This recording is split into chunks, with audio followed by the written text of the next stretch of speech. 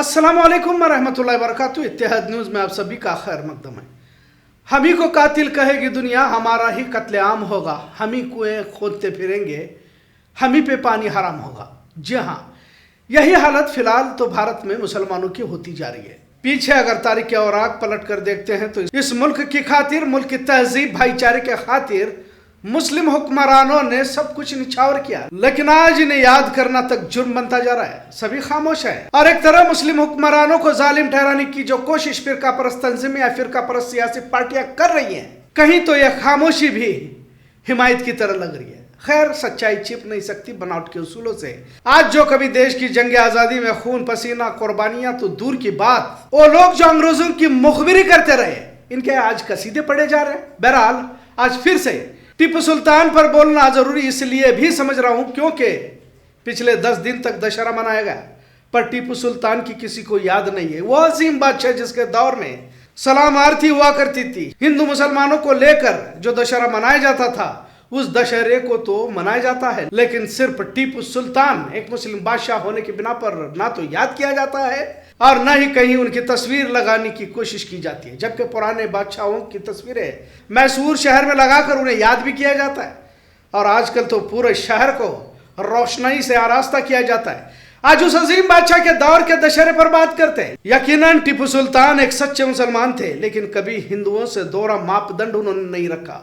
इनके दरबार में अगर मुसलमान थे तो हिंदू भी थे, और पूर्णैया पंडित के बारे में तो सभी जानते हैं। लेकिन कैसे वक्त के चलते मुस्लिम हुक्मरानों की तारीख को मस्क करने की कोशिश की जा रही है। अब तो उस अजीम बादशाह शहर मैसूर की याद को जिंदा करना इसी कर्नाटक में जुर्म माना जा रहा है, फिर वो हुकूमत भाजपा की हो या फिर अपने आप को सेक्युलर कहलाने वाली कांग्रेस की हो।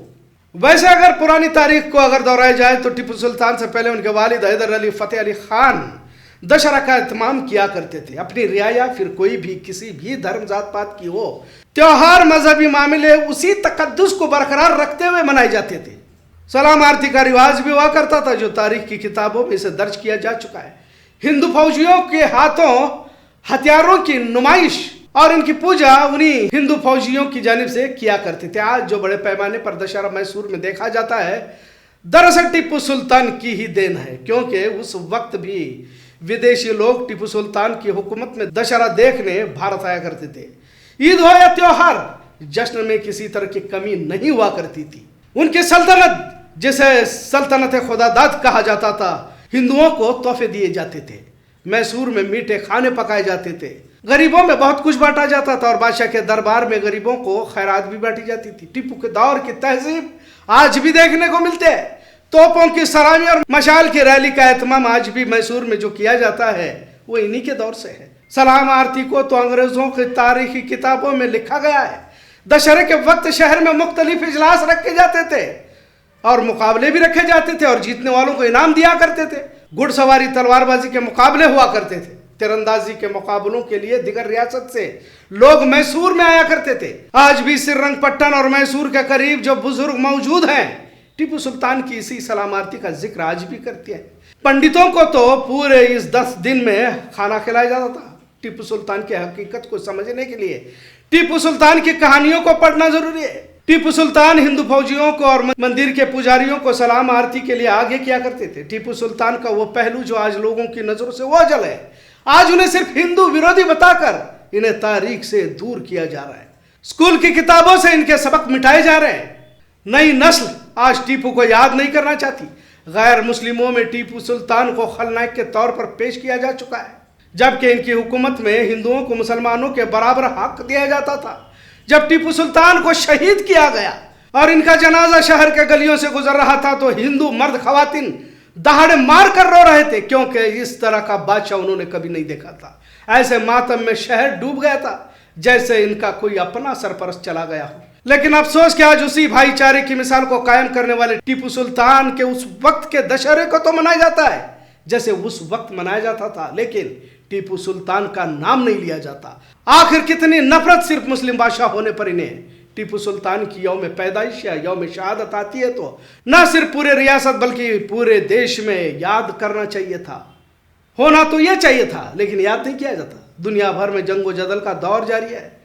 तो अब तलवार बंदूक से निकलकर रॉकेट मिसाइल के मुकाबले लगे हुए हैं। दुनिया अपनी ताकत का लोहा मनवाने के लिए मिसाइल में जदीद टेक्नोलॉजी का इस्तेमाल कर हजारों किलोमीटर दूरी की मार दुश्मनों को दे रहा है, तो ये हजरत टीपू सुल्तान रहमतुल्लाह अलैह का एहसान दुनिया वालों पर है और खासकर भारत वालों के लिए तो फख्र का मुकाम है। टीपू सुल्तान सिर्फ बादशाह नहीं थे, वो तो एक साइंटिस्ट थे। नासा के दरवाजे पर आज भी इनकी तस्वीर लगाई हुई है। अंग्रेजों को तो उनकी कदर है, लेकिन भारत में टीपू के नाम को मिटाया जा रहा है। उन्हें the father of modern rocket artillery के तौर पर कहा जाता है, जदीद रॉकेट आर्टिलरी के बानी कहा जाता है।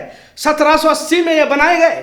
टीपू सुल्तान ने 5000 फौजी ऐसे बनाए थे जो इन रॉकेट को चलाने में महारत रखते थे, इसलिए इन्हें रॉकेट कोर और रॉकेट ब्रिगेड कहा जाता था।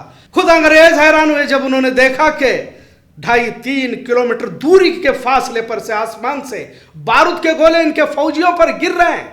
रॉकेट मिसाइल से दुनिया इससे पहले आगाह न थी, पर उस शहर मैसूर ने दुनिया को जदीद साइंस से चौंका दिया।